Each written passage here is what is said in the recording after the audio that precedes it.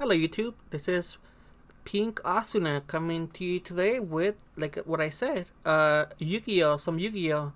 Like there's a lot of people that have been, that I locally that have asked me to do this, so I'm gonna start doing this too, where I showcase different deck lists of different decks that really aren't meta, but played correctly and played with with someone that actually has played the deck since it released and has a lot of knowledge in this particular decks. They could really be a threat against the meta, and I think they actually could compete with meta too. Even though some people sometimes think it's a little silly, because they're not what they copy and paste. A lot of Yu-Gi-Oh players copy and paste nowadays. From what I'm looked at, but yeah, nothing wrong with that. If we all have our own things. I really don't like to copy and paste as much though, so I like to be as creative as I can with my Yu-Gi-Oh decks. So I'll show you guys a different deck that I think it's really fun, that I also been playing since it released. And I enjoy playing, and it also has competed with actual meta decks that I played against. I've beaten different decks. On Dueling Book. I also have this deck in real life too. I don't just play the decks I play. I also play them in real life too. So let's show you guys the deck. So this is the deck I'm currently messing with. Again, I've beaten Rockets. I've beaten Anticipators. The Rock deck. I've beaten Eldritch. I haven't really lost against them. And I feel all these ratios are actually correct for this deck too. The reason is because a lot of people are playing this deck with frogs, and as good as it looks, with frogs, because it is water, I don't think it's the best build currently. I would say I like it better with the artifact engine, a small little artifact engine, but also have all the strong meta spell cards. This variant of the deck, as you can see, it's not as cheap. It's just actually kind of pricey, but it's really good, and it actually could compete with meta right now. Marincess is actually a deck. That I've actually in the past I made a deck profile about me in another channel. I'm trying to remember the guy's name. But it was somewhere here locally where I went like 3 weeks in a row, almost the whole month, undefeated at my locals. And I also, went in top 8. With this, with Marincess. Not this variant, because not all these cards were out yet. Obviously, like Triple Tactics wasn't out, Forbidden Droplet wasn't out. But I went in with a similar variant in this. Just maybe some minor differences. Maybe I was playing, I guess, 3 Desires and some other spell cards. Like Monster Reborn. Just other cards to reborn the Marincess monsters. And I guess some other things. I was playing with Ash back then. I switched Ash for 3 copies of Gamma, because I feel like Gamma is really very strong card this format. Many players have shown that.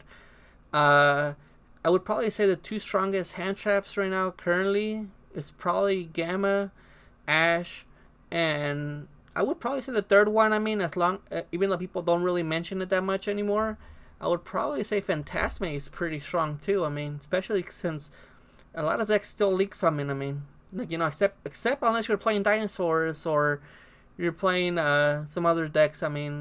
You don't really link summon as much, or at all. But yeah, I'm gonna get started with the deck profile and tell you guys the reasons why I play what I play. So I played 3 blue tanks. Obviously, this is like one of the best Marincess, if not the best Marincess card that you could play in the deck. Obviously, when it's normal or special summon, you get this. It's a Foolish Burial. You send a Marincess monster from your deck to the graveyard except herself. So that's a Foolish Burial effect. Literally, you can send any Marincess card except herself. Any of the monsters. That's a really strong start. Especially if you have a second card to follow it up, like this one right here, Marincess Pasculus, another really good Marincess card. Unfortunately, this one came out little after set after Blue Tang, but it was still it's still pretty good. I mean, and it made the deck just even more stronger. I mean, that's what I like about it. I mean, this one is if this card is normal or special summon, you can send one Marincess monster from your hand in defense position. You can special summon one Marincess monster from your hand in defense position. So this is also really strong. So let's say you start out with Blue Tang, you could go Blue Tang, summon Pasculus, or you could go Pasculus normal summon, special summon Blue Tang effect, because it's whenever it's normal or special summon you get to send. So you're already getting so much profit by starting with both of it. If you start with both of this, you're winning. You're going full combo in the deck. If you start out with one and then you have like a seahorse or Mandarin, I mean, it's still just as strong. I mean, it's just not, you're not gonna be. But if they have an Ash or if they have a Gamma, then it kind of slows you down a little bit compared to if you have both of this. It's a bigger problem. I mean, but yeah, I mean, definitely this card's really good. And also, when it's in the graveyard, you could banish it to special summon one of your Marincess spell and trap cards, and you could add it to your hand. I mean, that's really strong because Wave. I mean, Marincess Wave. It's really, really strong. I mean, this card right here, it's pretty much as strong as almost as a Solemn Judgment. I mean, I would probably say. I mean, it's a very strong card. You just have to have a Link monster. It depends what Link rating it has, After that, I guess, going back to the monsters, we played 3 Marincess Seahorse. This special summons when you have any Marincess, any water, any Marincess Link monster. I mean, he summons to a zone that he points to. I mean, it's another really strong card because you can just bring it back from the graveyard, or you can special summon it. I mean, with any of your other combos from Marincess too, It's a very strong card. Another card, obviously. This one I played at 3 for that reason, because I still think it's very, very strong. Next is Marincess Mandarin. This one I played at 2. A lot of people are messing with it at 3. I would say 2 is very, very good number. I would not play 3 because I wouldn't want to have this starting hand and not have one of these 2 girls right here, I'd rather have this 2 cards or one of this 2 with this or with this. I mean, it's a much better opening, and I feel it's a much more stronger. Like I said, Phantasme, I consider Phantasme as one of the top 3 hand traps for this format. I mean, it's a very strong card. I mean, hand trap to play right now. I like Phantasme, I mean, and also the fact that it gives you a draw for each card that's Link Summon. I mean, that's very good. I mean, that's I can't say anything bad about that card. I like this card. And it's a dragon too, so it's a very good card. Obviously, you play Sight because you're playing with Sanctums down here. So obviously, prevent your opponent first turn. So if you go first, you just let your opponent, you just set up your full combo or the best you can. You set that Sanctum or you set that Sight, and next turn, if they go Lightning Storm, or if they go Harpy's Feather Duster that came off the ban list, I mean, you just summon this on them and their turn is pretty much done. Especially if you're playing against dinosaurs, or you're playing against rockets, or you're playing against any deck that spams boards nowadays. That's a lot of them. You just pretty much shut down their whole turn and make them sad. Again, 3 Gammas. I mean, I like Gamma. Gamma is one of the strongest cards. Obviously, you have to play the driver. For spells, I play 2 Battle Oceans. I think Battle Ocean it's their field spell, so it's a very strong card. I mean, because this right here, this is what makes your Link Marincess, your Link monster from Marincess, very, very strong. And this is another card I think that could win you the game pretty much, because the fact that you're able to special summon from the graveyard and equip up to 3 Marincess cards, I mean, it's very strong. So yes, you can see right here. So you could equip up to 3 Marincess Link monsters with different names from your graveyard to a Link summon monster. I mean, that's a very strong thing to do. And on top of that, give it 600 attack. If if you use the Crystal Heart, I mean, and make it unaffected by battle, I think it is. I mean, it's a very strong. Let me see. Yeah, I mean, this is a very strong. It's unaffected by your opponent's card effects. So I mean, like anything you equip to that Link monster, it's gonna be like very hard for your opponent to get rid of it because they can't use any card effects as long as Battle Ocean's in it, and it also gives it gives 600 for each card each monster that's equipped to it. So I mean, it can become very very dangerous. Also playing obviously Traceani Mining because that's the reinforcement of the army for the deck. So obviously you have to max out on that as much as possible. I'm only playing triple tactic talents. I like the card. It's a very strong card, especially in this deck.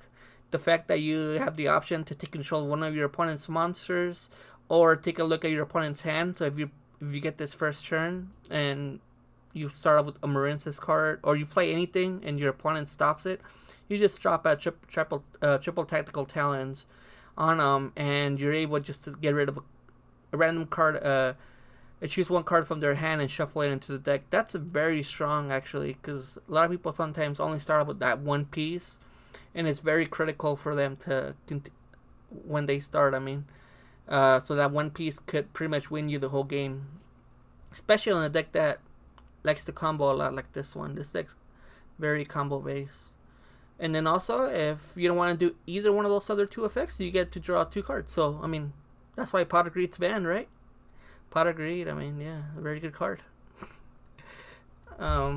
Next up, I play 2 Pot of Desires. Obviously, same reason as Triple Tactical Talents. Why not? It has the same effect as Pot of Greed. I mean, the only bad thing about it is you have to banish top 10 cards from your deck. So if I would probably suggest doing this card almost towards the end of your combo, so you don't lose any of your combo pieces, because on this deck, some of the pieces are very, very critical, like Battle Ocean, Mandarin, I mean, even Blue Tang and Pescalis, I think it's called. Yeah, Pescalis. I mean, they're all very critical pieces, so you don't want to lose, you don't want to banish all your copies of that and, be at a very set turn, I mean, or even game, I mean. I also play 1 Pot of Avarice, because obviously this is for late game. Drawing 2 cards, I mean, obviously, this is why Pot of Greed's banned. I mean, this card's, it's a pot, so obviously drawing 2 cards is always good, obviously. But yeah, I mean, you target any 5 monsters in your graveyard, shuffle them into the deck, and draw 2 cards. I mean, so this will recover all your pieces from the graveyard after you use them all, and you want to reuse them again. So like this can return all your blue tanks, your Bestialis, your seahorses, your Phantasmates, your Gamma, or your you can return this guy, your driver, if you have another Gamma stuck in your hand. I mean, it's very good. I mean, at 1, I wouldn't play more than 1 though.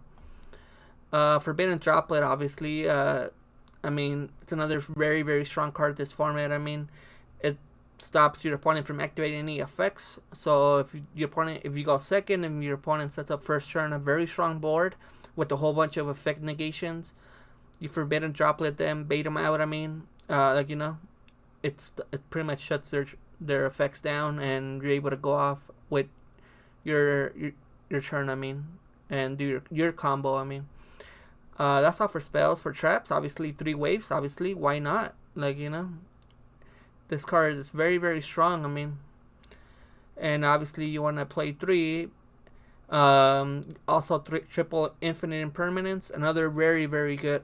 I consider this also another really good hand trap. I mean, it's a very strong hand trap to play right now because it stops your opponent's effects. I mean, stopping that one effect on the beginning, especially in the beginning of the game or even mid game or end game, I mean, is very, very crucial. That it counts a lot. So this variant really shows a lot of cards that are able to stop either that first turn or that moment when your opponent really wants to go off, and then you just shut them down and you just say GG to them pretty much. Obviously you play the 2 Sanctums, obviously, because you're playing the side. I mean, obviously, why you want to this is you're shutting your opponent down from using their extra decks. Obviously, you want to do that. This is another card, I mean, that I've always messed with, even on my old variant too. Every time I play Marincess, Compulse. I mean, it is a very old card. I mean, very old trap card from the good old days of Yu-Gi-Oh. That's why I say, I mean, because Yu-Gi-Oh used to be a super expensive um, game to play. Back in the past, I mean, this is going back probably like 09, 010. This is, I mean, like, like this card, I mean, it was this Monster Reborn, like, and so many other spell cards, very old, like, and they were really, very strong and up to date right now. Compulse is a very strong card, I mean, because if you compulse their monster at, or if they summon something from the extra, like let's say they go Link for an Appaloosa, or if they go Link for an Access Code, or Link for a Boar Sword, I mean, you just go Compulse on them and they can't game you. So it's just a very strong card. I mean, definitely, I max it out on 3 every time I play it on this particular deck for Marincess. Because again, we want to win. We're trying to win with this deck, and we're trying to beat meta. And lastly, obviously, we play 3 Solemn Judgments because this card pretty much says no to your opponent. You can stop anything. Yeah, you're losing half of your life points, but on the late game, it doesn't really matter. You're already winning as it is. And if you're about to lose, I mean, Solemn Judgment, I mean, because really save you too. So that's all I'm playing for main deck. I mean, it's 44 cards. I mean, I probably wouldn't do any changes on it. Like I said, I mean, it works just fine. It gets beaten already a lot of the meta decks right now. So yeah, I mean, extra deck, I am playing 3 copies of Blue Slug because this is how you start your combo. I mean, by link summoning. When this card is link summoned, you get to target 1 Marincess monster in your graveyard and add it to your hand. But you can not special summon monsters for the rest of their turn except water. So it does luck you out on water, but it's fine. This whole deck is mostly water, what you're playing with. So that does not stop you at all. Because even if you start off with the Seahorse or with the Blue Tang or with the Pasculus, I mean, by itself, you're just able to bring them back to your hand and reuse them again for next turn when you have another piece. So this is a very strong card. I mean, another card I also enjoy playing too is Coral Anemone. Coral Anemone, I play it only at 2. I used to play this card at 3 because I used to love this card a lot more.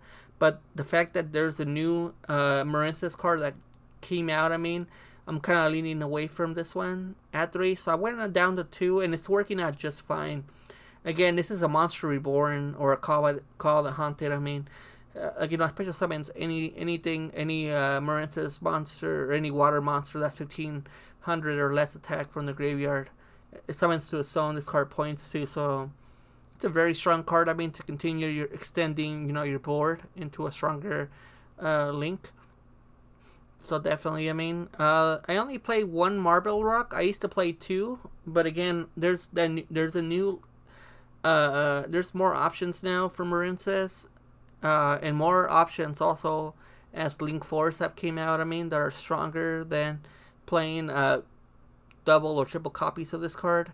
I only played it at 2 in the past, but I think now I would only play this card at 1, just because there's still scenarios where you don't open up. I guess maybe very rare, because most of the time I open very well. That you could end with this card right here and the 3 equip cards, and just looking at your opponent probably won't be able to get rid of her. I also play obviously the 1 copy of Crystal Heart because she's the one that makes your monsters with the field spell unaffected by the card effects. So definitely a very strong card. That's all you use it for, just for link climbing, nothing else really. At least that's what I use it for.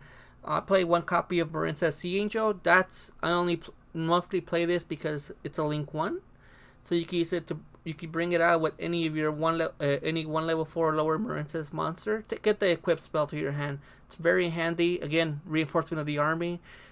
Anytime a card says that and you're playing the deck that's based on that, obviously you play that card because it helps you.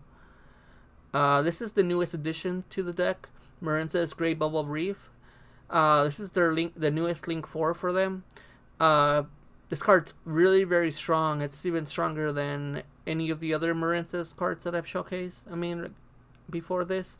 So Once per turn during your standby phase, you could banish one water monster from your graveyard or face up in the field to draw one card. Again, drawing cards, always awesome. And then also, for each time a monster is banished face up, this card gains 600 attack for each. So on top of that, on top of the field spell giving you 1800 attack for the 3 equips, you get another 600 because of this. So this card, I mean, it's gonna probably be around like 4900 or more attack. I mean, it's very, very strong.